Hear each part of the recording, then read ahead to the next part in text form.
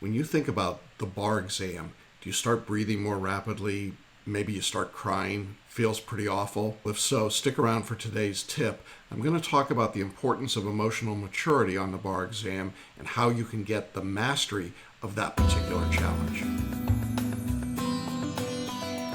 I'm Jackson Mumey, the owner and founder of Celebration Bar Review. And for the past 30 years, I've helped thousands of bar takers, people just like you, to make their next bar exam the last bar exam. If you want to know more about how we do that, check out the links on this page after this video. Welcome back to our series on how you can make the next bar exam your last bar exam. In the preceding 7 videos, we looked at a number of different things that you can do, some of which are pretty practical, some of which are maybe a little more general, but all of which, in my experience, have helped people gain significant improvements in their bar exam scores. Today, I want to talk about a more general approach to improving your scores, and some of you may think, well, this is a little too touchy-feely for me, and I can certainly appreciate that, and if you feel like everything is good for you emotionally, you could skip this one, but if you're feeling a little uncertain about the bar, emotionally or otherwise, I think this is a good message to stick around and listen to. When I started teaching the bar exam, now more than 30 years ago, I encountered people who were taking the bar exam as being part of essentially one of maybe 2 or 3 big groups. There were, of course, the traditional 3Ls or 4Ls that had just finished law school, and that was the next step that they had to take. And they had some anxiety, but in general, they knew what was coming, and they weren't terribly worried about it. They expected to pass the bar, and most of them did, at least for many years. A second group of people that I encountered were people who were changing locales. They were typically already licensed, and they were moving, for example, from New York to Florida, or from the Rust Belt over to California, whatever it might have been. And these were also people who were confident they could take and pass the exam. And if they passed, well, that was great. But if they didn't, it wasn't a big crisis. They already had an active practice wherever they were. And then in the early days of my bar review career, there were a small group of people that were the retakers. These were the people that kept banging their heads against the test and they just weren't terribly successful, whether it was because they were moving jurisdictions or they just never gotten through the exam to begin with. And many of those people had given up on the process and were really just going through the motions of taking the test, but they were a distinct minority. That didn't cover every possibility, but those were the broad ranges of students that we saw in the bar exam. And most of the time, certainly I would say in the 1980s, 1990s, the early 2000s, most of those people were emotionally pretty stable, whether for good or bad, but they were pretty much stable and they were pretty consistent. But in the early 2000s, the legal world changed, as many of you know. The economy shifted, legal jobs went away, and with that, the bar exam became tougher and tougher. And now we're looking at a trend where there are more repeat bar takers than first-time bar takers. Things have changed very dramatically over the last 10 years. So now the biggest group of bar takers is that third group, the repeat bar takers.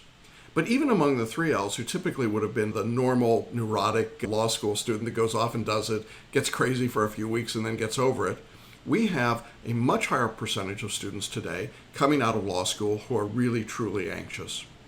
We're talking to students every day who are in 3 or 4 year law school programs who are legitimately and correctly, I think, starting their bar exam studies much earlier because they're concerned about whether or not they're going to pass the exam.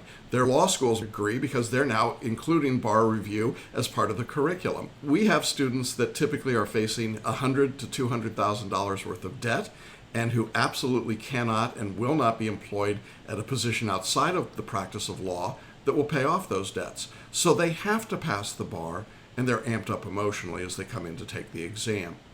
And I also see people who, instead of thinking, it would be nice if I could just pass a bar in another jurisdiction, now in a position where they absolutely have to pass, perhaps because they've been laid off of their job, or their firm has been cut back, or there's been a change in their life circumstances, and now they have to be back to work as an attorney. I talked to one individual the other day who was with the government for 35 years and then laid off, now unemployed and needs to pass an exam that she had tried to take 35 years ago and failed. And the pressure to do that, as you can imagine, is enormous. My point in talking about all of this is that things have changed a great deal, and now we have much more anxiety and emotional trauma build up around the bar exam. We have more and more people who are literally struggling to deal with the impacts of taking the bar and not successfully doing so when you look at the overall numbers. As we've been saying in the other tips in this message, success on the bar exam probably has less to do with intellectual capacity, the skill of knowing the law itself. That's less important than understanding how to use the law, how to take the test, how to know what skills are being tested on the exam.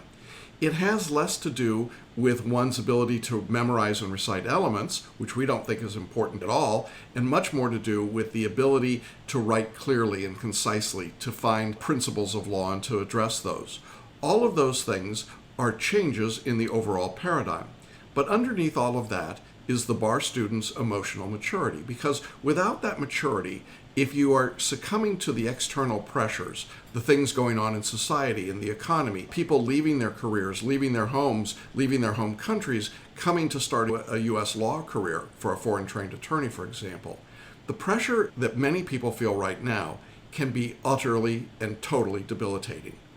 What does that mean? It can cause irrational behavior. It can cause people to become rendered ineffective in their ability to study. I can't tell you how often I get a call or an email from somebody who's absolutely paralyzed over something that in reality is pretty trivial. But because their emotional maturity level is so low, because the stress of the exam is so high, everything looks like a major catastrophe to them. Things like, I can't find your email address. And now they're texting me and they're going on our website and they're calling, and really it's not that complicated. And they've suddenly just stopped. They can't function at that moment. Or people who will contact us and say, what do you call the professional responsibility lecture? Professional responsibility. Yeah. People get stuck. They don't know where to go. They don't know what to do. And because their emotional reserves are so low, they're just grinding their gears. Now, under normal circumstances, we'd all pretty much laugh that off and say, we're just having a bad day. But I see more and more people who start with a deficit of emotional maturity when they come into the bar exam. Now, let me be clear. I'm not saying that bar takers are immature. I'm simply saying that when it comes time to be able to calmly and rationally work their way through the problems or work their way through this test, there are individuals who don't begin with an equilibrium point and never seem to recover it. If you begin the process of studying for the bar exam, one of the most important things you can do, in my experience, is to up-level your emotional maturity and then stay with it. Don't let small things throw you off. If there's a big problem, step back from it, get some outside assistance. If you're in a course like ours, talk to our staff or go onto our community group or let me or somebody else help you resolve the problem, but don't sit and fixate on it. I've had students who've told me that they have sat for hours trying to figure out how to write a single paragraph. You don't need to do that. No one expects that in any bar review course. It's not necessary. It's not a function of the studying. That's showing a lack of emotional maturity. And the truth is, when you get to the bar exam, you're going to see a lot of people who are totally wiped out emotionally. They're what I call the refugees from the Haunted Mansion. It's a Disney reference, I admit. They bring their books to the door of the testing room and they scribble furiously in the last moment. They try desperately to memorize that last piece of information, but it's really all for nothing. There's no advantage to any of that, as we've talked about elsewhere. And while there are people who might disagree and think that you should memorize and go crazy, well, that's certainly not the course that we offer. The point is that if you stay calm and you're focused in your studies, it's much more likely that you're going to stay calm and focused when you get to the bar exam. And that's really the point. To improve your scores, you need to stay level, calm all the way across so that you don't have the peaks and valleys throughout preparation and throughout the exam. If you have peaks and valleys all the time leading up to the exam, it is likely that your test is going to be the same way. So the best way to improve your scores here is to have a consistent emotional pattern. One of the tools that we use in our course is something called a paraliminal recording. This is a set of audio recordings that have been curated for us that deal with some of the emotional issues that people go through, like anxiety, belief, stress, deep relaxation, power thinking, and so on. These are great tools to be able to just put on, listen to for 20 minutes, and help reset your emotional equilibrium. And I've certainly talked in other videos in this series about the importance of consistency in what you're doing. These paraliminals can help you, but no matter whether you're using them or not, it is important that you remain consistent emotionally and from a standpoint of timing and routine on your studies and on the exam itself. Look, if you wake up every morning studying for the bar and you're in tears because it's so awful for you and something's out of balance, something's wrong and you need to deal with it, it will not get better by itself. And you're not likely to pass the exam if you're in that kind of a frenzied, heightened emotional state. If you're getting freaked out about things that don't really matter, if your friends, your neighbors, your loved ones, your colleagues are saying, hey, you seem a little over the top here on this other problem, well, that's a pretty good sign that your emotional reserves are draining quickly.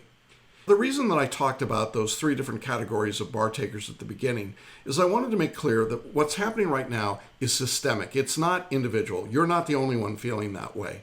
But if you're feeling that emotional stress, I want you to know that the fact is that you're not alone, and lots of people, far more than we've ever seen in 3 decades of doing this, are feeling that way. But, and here's the key, you don't have to give in to it. You don't have to succumb, and you don't have to fight it by yourself. Find a good course, find a good mentor, find the place where you can get the kind of guidance and support and assistance that you need. I happen to think that's the thing we do best here. But whatever you do, get someone to walk the path with you, someone who's not emotionally overwrought, and it will help level it out for you. And if you can make that road level emotionally, it's so much better, so much easier, and you'll see an improvement in your score. I hope that helps you, and I look forward to a good emotional journey for you. We've got 2 more video tips coming up, and these are our top 2 tips to help you make the next bar exam your last bar exam. I hope you'll stick around, and I'll see you on the next video.